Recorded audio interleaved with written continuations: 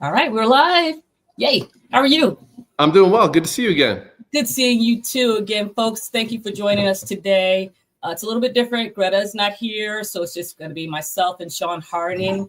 Sean, I'm going to do a little bit differently. Usually I go first introduction. I'm going to let you introduce yourself because you're our guest, and then I'll chime in a little bit afterwards. So Thank you, please Dr. Bryant. introduce you. Appreciate that. Mhm. So for the group, my name is Sean Harding. I'm the president of business development at BioTrans Logistics, and I'm also currently the Animal Transportation Association president. In my current role with BioTrans, I focus on everything from compliance to legal to sales and to all aspects of development across our global network. Our company is a global freight forwarder, specialty cargo group. So we deal with all aspects of animal shipping and all species across all segments. Excellent. And I'll go next introducing myself. I'm Dr. Nelva Bryant. I'm a veterinarian. I've been working in the airline industry since 2018. I work with Delta Airlines. I'm on staff with them to help review and revise the policies of animal transportation. I've met Sean through our interactions with the Animal Transportation Association. I think at least 3 years now. I think I've known you. But and the purpose and focus of these Facebook Live events are to introduce followers to the different stakeholders in the animal transportation industry. A lot of folks think it's just we're talking about dogs and cats. And initially, when I started When Pets Fly, I thought I was just going to share information about preparedness for your pets traveling by air. But I've expanded it to, again, sharing information about different stakeholders in the animal transportation industry that you may not even be aware of exists, but it's huge industries. It is very, very important. And Sean has an extremely important role in what he does and everything. Let me put your contact information if anyone wants to reach out to Sean is there. Please follow him. And I'll have your information as far as LinkedIn and your other social media followings and everything. But like I said, when I met Sean through, well, we kind of interacted two ways. Through the Animal Transportation Association, and then also through his business being the president of business development with BioTrans, with transporting special cargo. So we've got two ways that we've connected. And you've always been very helpful. Thank you. It can be a bit challenging navigating the airline industry and trying to get the right person on the phone and try to understand regulations. So it's great having a partner like you. Yeah, and again, and that's the thing about it. A lot of folks don't realize that it's regulated. And just all, and it's interesting because there's regulations for various type of animal species that you're transporting. Mm-hmm. So it does matter. I had someone make a comment to me this past week of they didn't understand the significance why complying with certain regulations, and we were talking about the container requirements for capybara. And he was saying he doesn't understand why they can't just go into a regular dog crate. And I said, well, according to IATA LAR CR, I think it was 82 for them.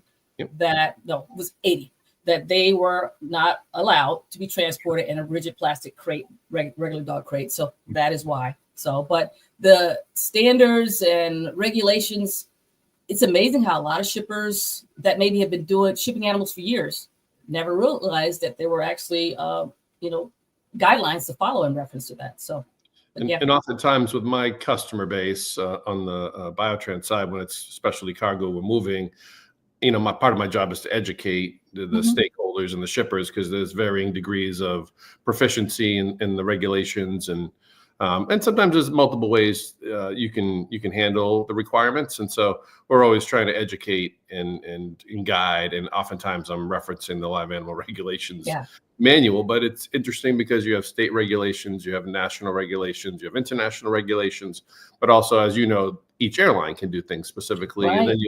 And then you'll have sometimes some intricacies at different ports who may handle things slightly differently. Obviously, airlines try to be as uniform as possible, but ground handlers at the stations can sometimes, have their own little nuances. So there's a lot of information to aggregate. So it's really keen to have a lot of attention to detail prior to shipping to make sure you plan for all of those little nuances and use a company that understands how that operates.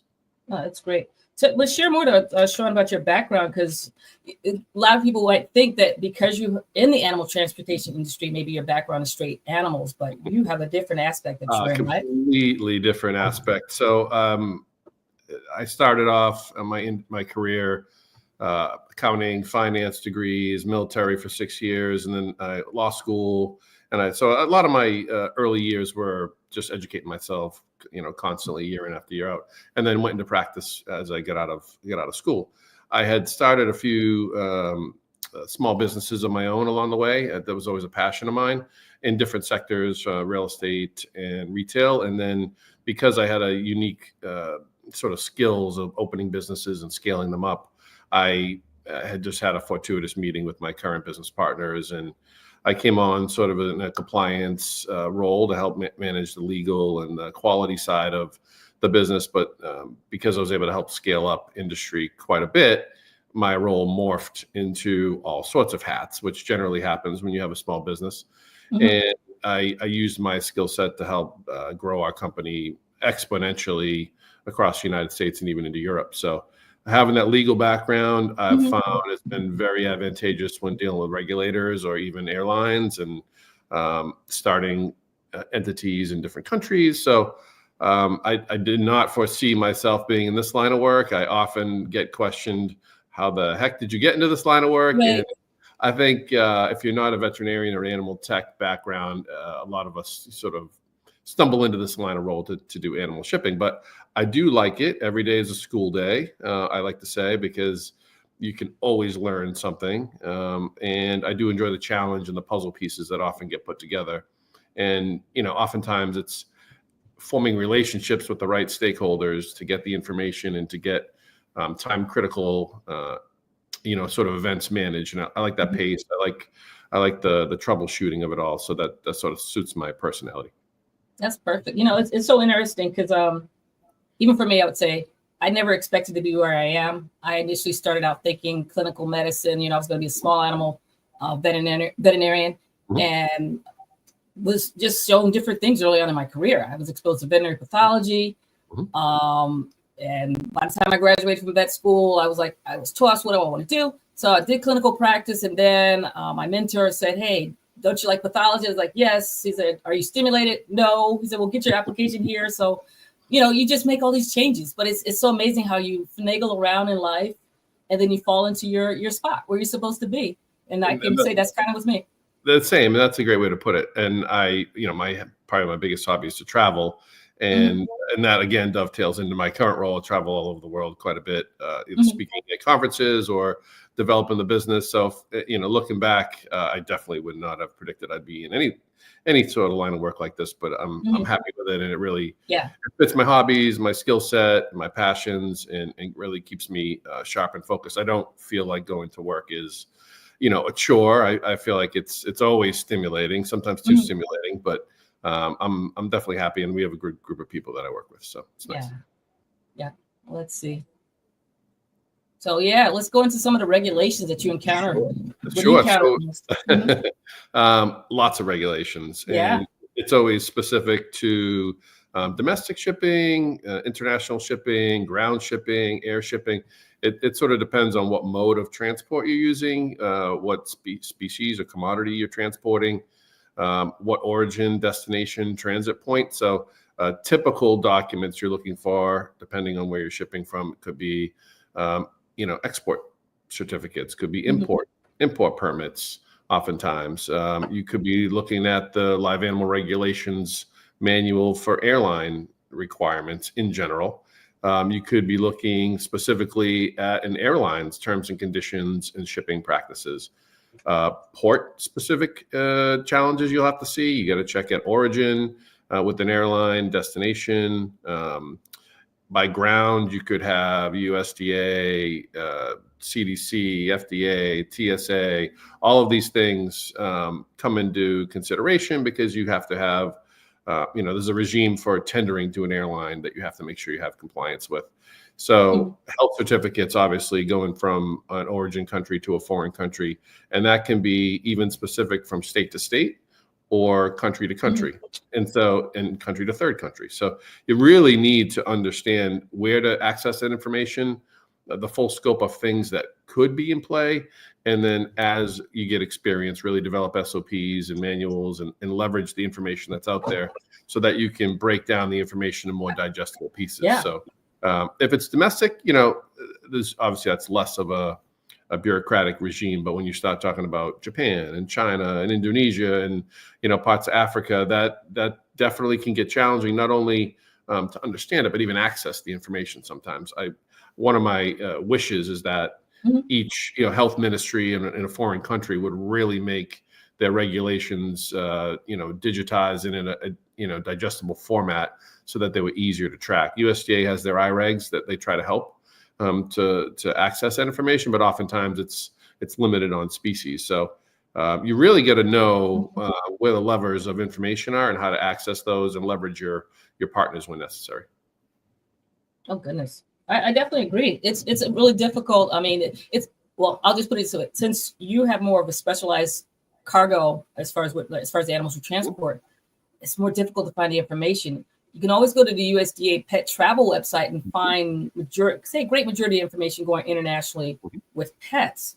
But when you get into other specialty animals, it gets more difficult, especially especially zoo, all these different species, it gets very difficult to find these regulated animals, so Fish and Wildlife may be involved in it's tough to always have certainty about what the regulations are, even if you may read a text, because that's what I think my legal background can come in a little bit. And sometimes you can have a different interpretation with a regulator of what may or may not apply. So I think part of it is understanding where the textual information is, but also sometimes you just got to pick the phone up and talk to a regulator or work with your foreign partners to really understand how to comply with the regulations as much as possible, because the time-sensitive, critical nature of shipping live animals makes it challenging if there is a deviation or a paperwork issue or some other non-compliance, because then it becomes challenging to fix it quickly, especially if there's a national authority involved that may have to stamp documents or sign off on documents, because everybody's got working hours, and sometimes especially U.S. government offices may or may not have the best hours. So if you have a shipment that may be stuck in a foreign port and you need to get documents adjusted, that can be challenging. So you really want to put the effort in up front to make sure all your I's are dotted and your T's are crossed. Right. Definitely. Let's see what else we got here. Well, you talked a little bit about as far as the regulations are going to vary by as far as being ground or air. Do you ever a question? I guess it would take too long. Any shipments ever go by sea? So generally you'll see livestock by sea. My company specifically has limited livestock, but as my dual role as president of the ATA, we do have a lot of livestock shippers. And you will see maritime shipments and charters oftentimes because of the number of heads that may be being moved. And generally, livestock are more durable in transit and they could handle those types of conditions. But that would be limited to those sort of aspects. It's generally air, obviously, for longer distances, and ground. In my business specifically, we're about 95% ground in the U.S. and Canada, and we find very high success rates with ground transport. All our vehicles are temperature controlled, so we're able to maintain a very steady environmental conditions throughout the transport. And air, while you can travel greater distances quicker, oftentimes there's more difficult touch points in handling points and inability to control environmental conditions across the whole logistics plan. So we generally would see more deviations in that space. But obviously, if you go into a foreign country, you get across the Pacific or the Atlantic, ex-US, and air is going to be your only option. So you have to be able to manage those modes of transport and figure out, based on the origin, transit, and destination, which mode is going to limit the time in transit, keep the best environmental conditions, be cost effective for your shippers and your receivers, and then going to lead to the highest success rate. Yeah. Either way, it's very detailed. A lot of folks don't realize how detailed it is in reference to it, though. And some species can only be chartered. You really can only have a charter because airlines are limited to what they may or may not carry. And if you have a rather difficult destination in Africa or the Middle East or APAC region, you may be limited to a specific dedicated charter. And so there's lots of nuances when you get into really specialty zoologics or CITES regulated animals, animals just of large size of, potentially small whales or dolphins or giraffes. It's depending on what a animal shipper's scope of species is, you can see some very, very challenging shipments. Even I think one of our association members was recently working with the Colombian government to try to see if they could help with the hippo problem. Pablo Escobar's hippos that were put in a local zoo when back in the cartel days when zoos were sort of locally used for the population, just as sort of a benefit to increase influence. And now hippos are actually a big nuisance in Colombia, and there's hundreds of them, and they're really the Colombian government doesn't really know what to do with it. So even members of our association are used as experts to sort of come in and figure out how to transport those to parts of Africa. So, obviously very interesting nuances and things you might see on TV that animal shipping does become an important aspect.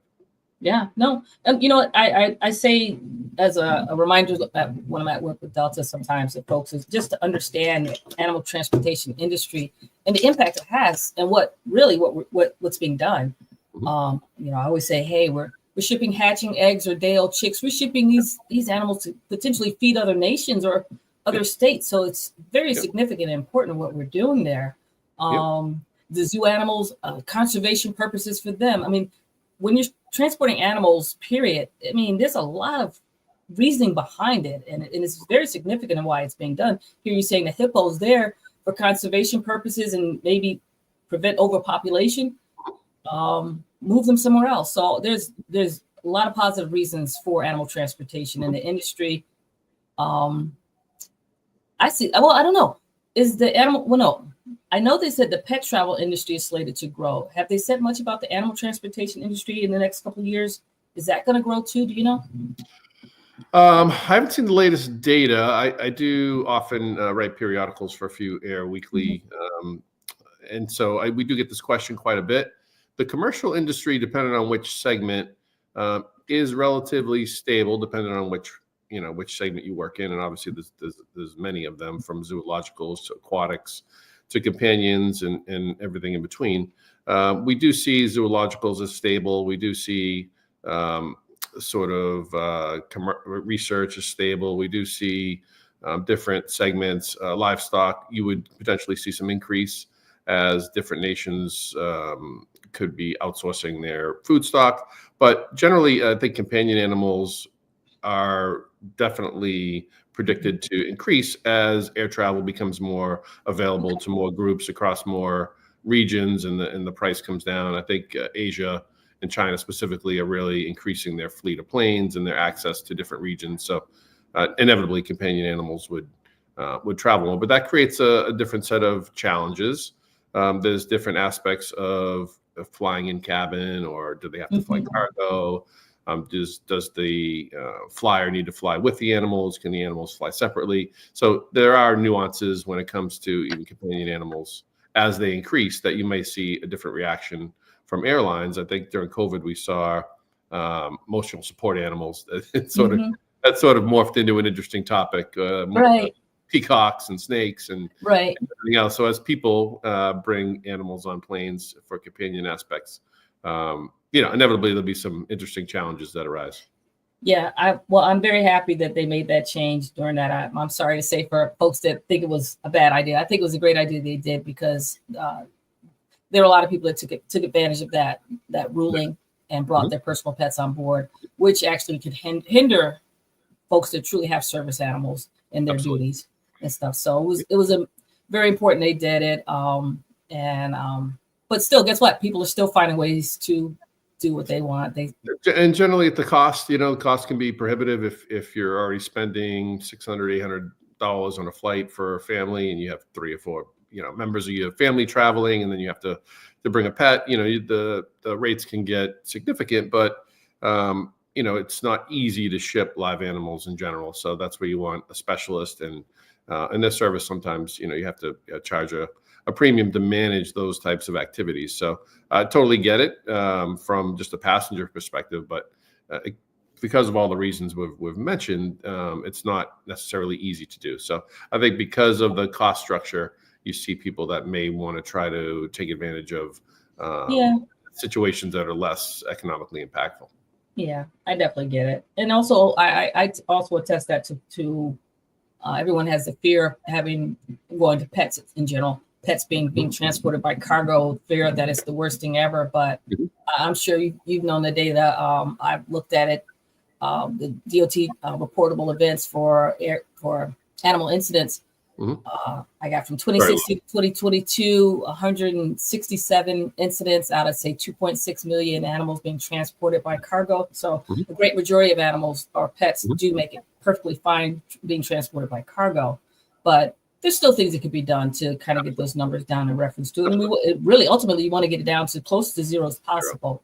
And it generally comes down to training, training the people that are going to handle the animals. And it's difficult even for airlines and cargo handlers, because you can imagine all of the different various types of cargo that are getting managed all at the same time by the same, groups of people. So to go from radioactive isotopes to a refrigerator to pharma to a companion animal, it's generally the same group of handlers. That's a challenge. I definitely agree that too. I think it's that challenge there, but then I also want to put I'm focusing on the pet owners. There's things they could do as well. So it's got to be a teamwork effort to make sure the animals get to their destination safely, and definitely the training as the airline is going to need it. This makes me think about what you guys have done, because I'm really proud to hear that you guys have this type of training. Folks know I always talk about IATA, the International Air Transport Association, live animals regulations, IATA LAR. Well, they have specific training, like a top tier criteria. And Sean, you guys have reached it. So that's great. So I had become exposed to this program as part of my role at the Animal Transportation Association, because we oftentimes will collaborate with IPATA on the pet side, IATA on the airline side, USDA, avian groups, livestock groups.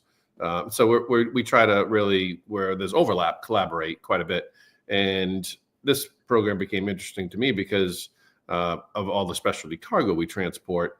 And this basically is a quality management system. It's ISO level program, which ISO is basically a group of ultimate business practices that work well across industry, and that's created into a program. So you create a quality management system. It's SOPs, it's work instructions, it's very detailed aspects of controlling data, processes, training, tracking, and ultimately continually improving your business operation. So I highly recommend any of your listeners who are interested to take a look at the program. It can apply to small businesses with only a few team members or large businesses with hundreds of team members. For our company, it was actually a very important aspect to scale up to the position that we're in now. And we move 6 to 7 million animals a year with our group. So that's a lot of challenges. There's a lot of regions. There's a lot of processes, a lot of different species. So it would have been very difficult to get to that point without having a quality management system. And for those who may not think of it as something they need to do, you'd be surprised what doors open to you when you're able to tell your customer base that you have this certification. And so I highly recommend it. A group will come out and do validation. They'll check how your processes match up with a checklist. They'll guide you, they'll walk you through, they'll give you training, and at the end they'll do a certification that gets renewed every 3 years, and you can do it by station. So we have our European team has the certification, and our US team has a certification, and we're actually coming up on I think next year is our second active renewal. So exciting. I'm a big data person, so I think the program really helped drive those sort of principles within our company to track events and track the data, and then operationalize that to turn trends into opportunities to improve. That's perfect. That's perfect. There's not many. And wait, I'm trying to remember. CEIV came out for live animals. Came out in I believe it 20. was, yeah, I believe it was early 20s, Okay. 2019 or maybe 2020, Mhm. I believe. And obviously, those who are familiar with the CEV program, it had already been around for pharma, and then they have a Mhm. fresh program, and now I think lithium batteries. ISO level programs generally, can cover anything. This is not ISO specifically, but it's basically has all the same elements of it. So with a focus on live animals. So you'd be focusing on your live animal checklists, you'd be focusing on your storage capabilities, you'd be focused on your contingency plans specifically to live animals. Mhm. And those are all really good business practices to have, especially if you want to scale up and serve your customers Mhm. as Yeah. efficiently as possible. No, that's perfect. Well, let's see what else we have here. Get your thoughts on this. I mentioned to you briefly before we got started that seeing some things sometimes in the news you hear, or you'll see reels or memes or whatever you call them on social media of animals being transported. And I remember seeing something on a ramp where a box fell off a ramp and there were snakes popping out of the box and they kept falling out. And very significant because the animals were not transported and they were not packed properly, Mhm. especially for snakes. They're supposed to be in individual bags inside a container. Mhm. And these snakes were loose and they were all over the place. So, but yeah, it's really important. If you can comment on that, it's really important that animals are packaged properly, Sure. transported, handled properly. And also, you got to consider the animal welfare regulations and Mhm. everything. So, please share your thoughts on that. That's a great question. So we at the Animal Transportation Association recently at our last event had a 50th annual conference, and so part of that event we brought in some really experienced um, animal shippers that have been doing this for 50 plus years, and we had them sort of speak about how the industry developed over the last few decades, and it was interesting to see some of the periodicals about how animals were transported, some of the containers that were used, and how the industry has developed over the last 50 years. And what you realize is it was very rudimentary early on, Mhm. whether it was by wagon or animals being moved in taxis or, the containers that were not very compliant. And so I think over time, best practices have been developed, and that's how you have IATA today have a live animal perishables board that constantly is looking at the best ways to ship Mhm. animals and the best ways to increase animal welfare. So all of these rules were developed probably because of poor outcomes, and so Right. it's keen to not repeat mistakes of the past and leverage successful strategies. So it is very important to make sure your packaging is sufficient. When you get onto airlines specifically, you really don't want escaped animals causing problems with electrical systems in the planes or getting out and potentially impacting other animals on the shipment or other cargo. So it's important that animals don't escape. It's important that animals stay stable. It's important that animals don't have too much vibration to really ensure success amongst the transport. And that's what these rules do. Same with ground transport. Yeah, you want sufficient room for the animals to move around, keep stress levels down. So we use the IATA live animal regulations on a daily basis, constantly double checking, the species and what the recommended packaging is, the required packaging is, and then develop that across our network. And it's really important if you want successful outcomes to make sure that your container requirements are always met. Yeah, no, that's great. I think though, I know for Delta, I'm definitely pressing that we want all animals to be shipped in containers that comply with IATA LAR for the animal species. If all airlines start really pushing that, it might now get to the point where the shippers start understanding that. You Mhm. understand in your industry and what you're doing, but there's a lot of folks that are maybe shipping commercial birds, and they haven't been. I had someone mention that they've been shipping them same way for 20 years, never been a problem. It's like, well, we want to comply with IATA LAR for the Mhm. animal species. It promotes animal welfare, promotes as far as the safety of the animals during transport and also of the handlers during transport. So all these things we want to do for the safety and welfare of everyone involved with it. But again, if you're not doing it often, a lot of shippers don't see it or see that it matters, but it really does. And I think you made a good point. If they're not doing it often, Mhm. they can't always have the value. But standardization breeds success. And Yeah. so by having a set of regulations we can all follow based off best practices, we're all more likely to have successful outcomes. And I think those of us that ship daily and ship large volumes can see that in the data. And so I often get the question, well, I could use configuration A or configuration B, and which one should we use? We've done both, and maybe an airline didn't necessarily catch the nuance previously, and they don't ship quite often. But that's why we'll really leverage the live animal regulations, show the diagrams, understand the packaging requirements, any reinforcement that's required to really, again, lead to successful outcomes. Yeah. Let's see what else we have here.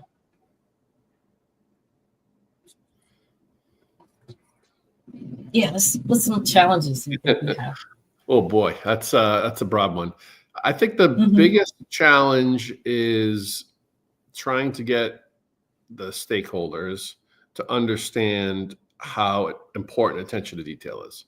That is, I find, is the biggest challenge, because you have varying degrees of understanding of the veterinary side of live animals, the freight forwarding side, the shipper side, the receiver side. Everyone in the supply chain has a different use case, and understanding how each one interacts with each other and how important each shipment is. And that's why the level of detail has to be on point. So I think that's a big challenge. I think the second challenge for sure is the regulation regime. That is very difficult across species, across countries, across modes of transport, across carriers, to really be able to pinpoint the nuance and understand how Delta may do things differently and Alaska Airlines may do things in another way. Right. It could be everything from the type of pad that's used for absorption for a kennel. What sort of methods are acceptable, and you really need to have a lot of detail. That's why it's always great to develop SOPs, but that can be per carrier, per species, per country. So the level of detail is super, super important, because once something deviates from the original plan, it is very challenging midstream to try to adjust it and not have an unsuccessful outcome. So attention to detail upfront, really trying to understand everything, develop contingencies. Contingencies can oftentimes be difficult because of proximity to where you may or may not be shipping, and availability of staff after hours, or if there's a weather embargo. And so building contingencies, I say, would be the third one. And then communication. I often find communications and expectations around communications can lead to more challenges than an actual deviation along the way. So you really got to be thoughtful and smart and processed out how and when you communicate to who, and to make sure you're keeping your stakeholders completely up to date on what the latest is, so that you can have a successful outcome, and also the stakeholders can feel like it was a successful outcome. You can have ultimately a successful outcome, but poor communication can leave the stakeholders feeling that it was unsuccessful. Yeah. Animal shipping it's a lot of details in it that folks really don't understand. There's a lot of